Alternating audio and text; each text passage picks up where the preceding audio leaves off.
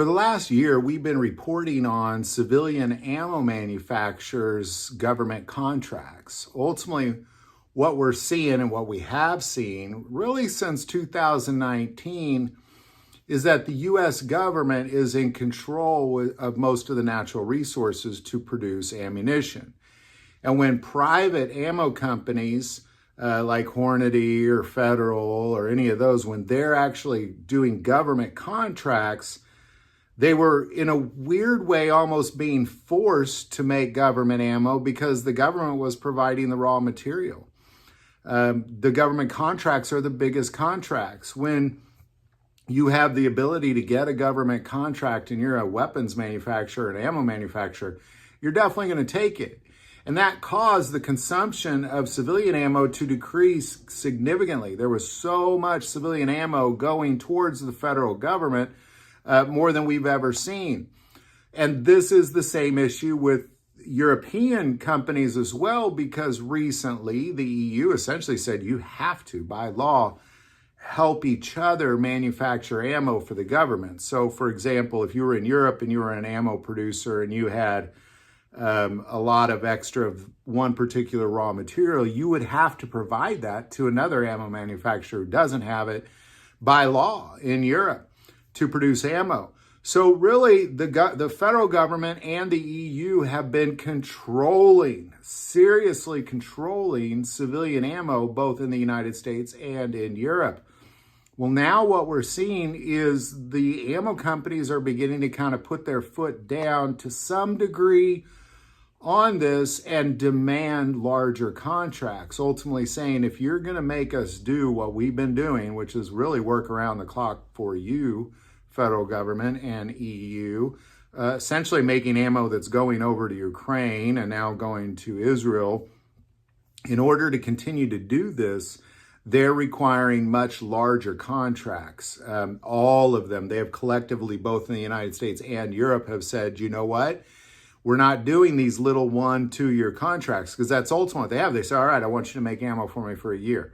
And I'm going to pay you this much money, or I'm going to make you do it for 2 years. What they're looking for is they're looking for government contracts that can extend upwards of 10 years.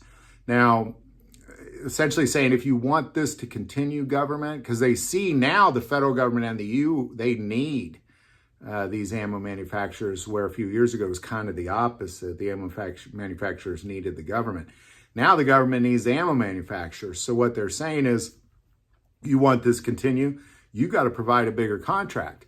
Now, the problem with that when it comes to civilian ammo is we have already seen the federal government cut civilian ammo manufacturing at Lake City Ammo. We've also seen private ammo manufacturers spend 3/4 of their time making government ammo only, which means the civilian ammo market is diminishing and diminishing and diminishing, so much so that there's a few calibers you can't get at all. And we've done videos on that. I'm going to put the link here if you want to check that out, what those calibers are. But there are certain calibers you cannot get. You might find it here and there, but the distributors are actually physically out. And there's no more to be had. Whatever's on the shelf is what there is. Once it's gone, it's gone. And it's all because of the federal consumption. Well, not just the U.S. federal government, but the EU government as well, consuming all this ammo to send it off to war efforts in Europe and now also in Israel. So there you go. The private ammo manufacturers are now saying, all right, we will keep doing this for you, which I think is a bad idea. But they're willing to do it. They just don't want these little 1-2 year contracts. They'd like a solid decade kind of thing. And that's what they're looking for, is they're looking for larger contracts. It's almost as if the ammo manufacturers are the ones who have gotten the wealthiest off of the last few years.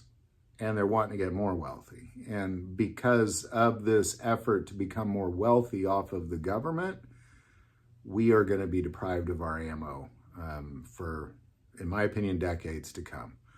I hope I'm wrong, but it's greed when it comes to ammo manufacturers, and it's this desire to consume all of the ammo by the government. And that combination of those two things is very, very bad for civilians. So any thoughts or insights you might have on that, definitely put that below. I would like to take a moment and say most people that watch this channel are not subscribers to this channel. Please hit that subscribe button. Greatly increases the algorithm and our ability to get our messages out. That link is below. But the most important part of this channel is we take prayer requests. So never, ever hesitate to send that in. Thank you for watching this episode of God, Family, and Guns. And as always, love God, love your family, and love guns.